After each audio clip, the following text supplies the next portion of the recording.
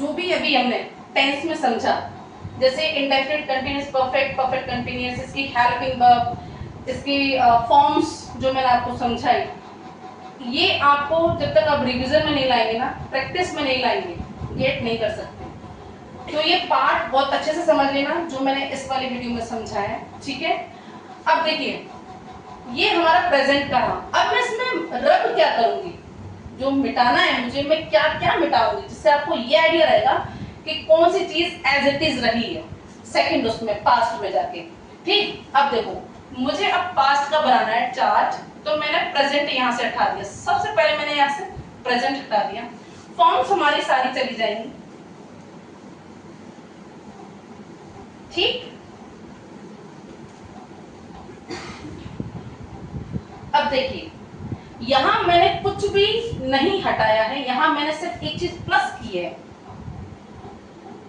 Second form. Past indefinite में second form आती है। देखिए यहां लिख दिया आपने पास्ट, अब ये पास्ट टेंस का टेंस स्टार्ट बन रहा है। Past indefinite did, past continuous was and were, past perfect had, past perfect continuous had been। Clear. बाकी देखिए फॉर्म्स में कोई चेंज नहीं है, सिर्फ फर्स्ट फॉर्म की जगह सेकंड फॉर्म आ गया पास्ट इंडेफिनिट में। यही एक ऐसा टेंस है, पास्ट इंडेफिनिट एक ऐसा टेंस है जिसमें जाके आपकी एक फॉर्म बदल जाती है, फर्स्ट की जगह सेकंड फॉर्म हो जाती है। बाकी चाहे प्रेजेंट का कोई भी टेंस हो, पास्ट का कोई भी टेंस हो, पास्ट इंडेफिनिट को छोड़ के, और फ्यूचर का कोई भी टेंस हो, फॉर्म्स नहीं बदलती हैं, फॉर्म्स वही रहती हैं जो पहले टेंस में, present indefinite, present continuous, present perfect, present perfect continuous, जो प्रेजेंट की टेंस की जितनी भी वो होती हैं फॉर्म्स वाली वही रहती है, बस एक पास्ट इंडेफिनिट में सेकंड फॉर्म आ जाती है। ये ध्यान रखना, पूरे उसमें यही चेंज होता है, सेकंड फॉर्म, और कुछ भी चेंज नहीं होता है, ठीक है। अब आते हैं अपने हेल्पिंग वर्ब में।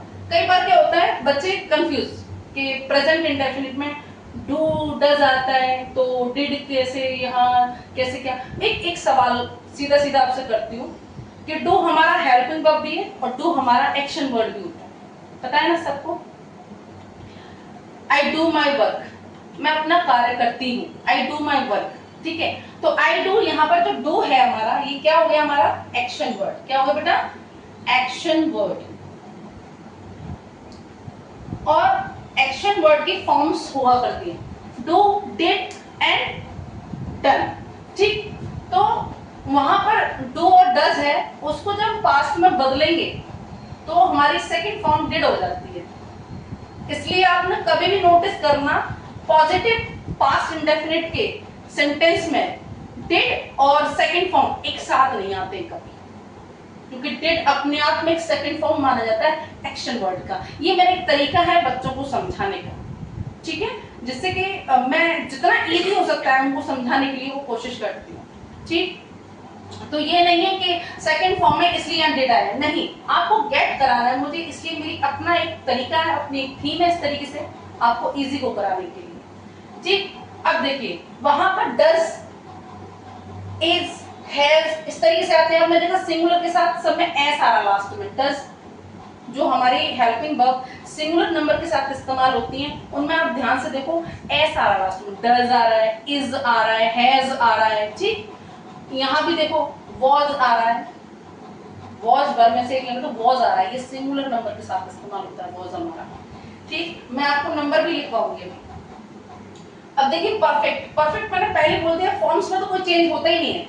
हैव और हैव ये भी अपने आप में एक्शन वर्ड में भी आती है, हेल्पिंग वर्ब है साथ में, ये मेन वर्ब भी है, एक्शन वर्ड भी है ये।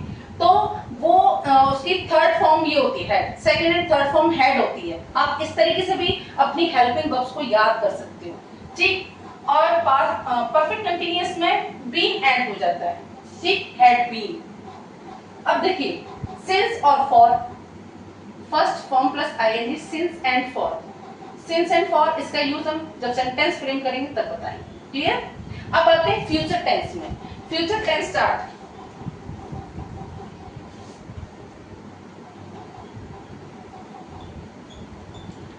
देखिए मैं कहीं कुछ खास रब नहीं कर रही हूँ, जो जरूरी है, जो कि हेल्पिंग वर्ब है ना, बस वही रब की जाती है और कुछ भी रब नहीं हो रहा है वहां पर।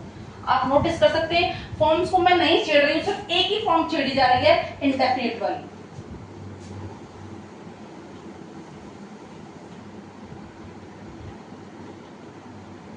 वो भी पास्ट में सेकंड फॉर्म आती है, अदरवाइज किसी में नहीं आती है, ना प्रेजेंट के में ना फ्यूचर के में।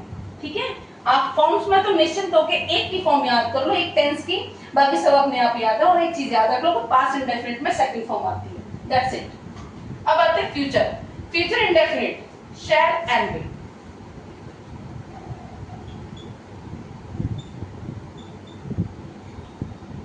पहले जब हम पढ़ाई करते थे तो हमारे साथ में एक सीन हुआ करता था, शैल आई के साथ आता है, वी के साथ आता है शैल, और बाकी सबके साथ विल आता है।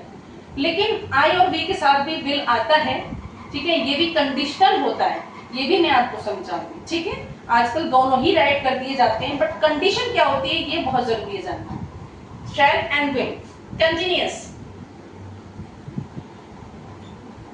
शैल be and will be. Shall and will तो हमारा फ्यूचर टेंस को दर्शा रहा है और बी हमारा कंटिन्यूअस को दर्शाता है, इसलिए शैल और विल के साथ यहाँ पर हमने बी को ऐड किया हुआ है, shall be will be. Clear, समझ में आ गया ये फर्क। अब देखिए परफेक्ट, उधर शैल है, विल है, सॉरी उधर है और हैज था प्रेजेंट में, यहां भी शैल है एंड विल है। अब देखिए वहां हैज बीन था, तो यहां पर shall have been will have been.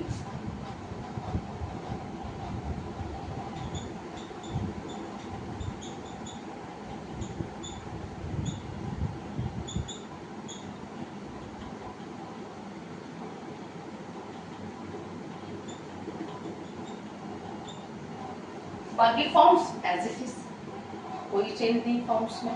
ठीक, अब आप देखिए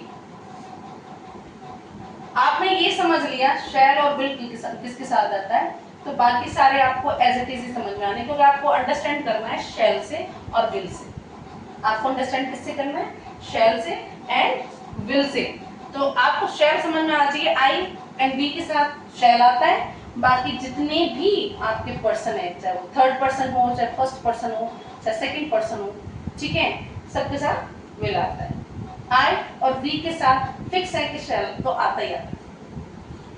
ठीक, ये हो गए हमारे टेंस चार्ट। मैंने आपको प्रेजेंट, पास्ट एंड फ्यूचर तीनों टेंस अच्छे से कैटेगराइज करके समझाया। मेरी कोशिश आपको पढ़ाने की और आपकी कोशिश पढ़ने की, अगर दोनों मिलके करेंगे ना तो डेफिनेटली हो जाएगा बेटा।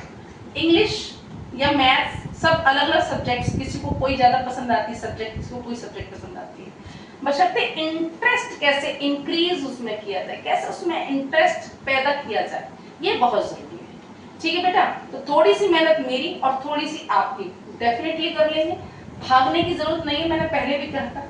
बाकी आपको कोई भी समस्या है इनको समझने से रिलेटेड, आप प्लीज मुझे कमेंट बॉक्स में जरूर लिख के बताइए, या कोई आपका क्वेश्चन है या फिर आपको कुछ और भी पूछना है, पर please like share and subscribe करना मत भूलिएगा, जिससे कि मुझे इससे मोटिवेशन मिले आगे वीडियोस बनाने के लिए। Thank you so much.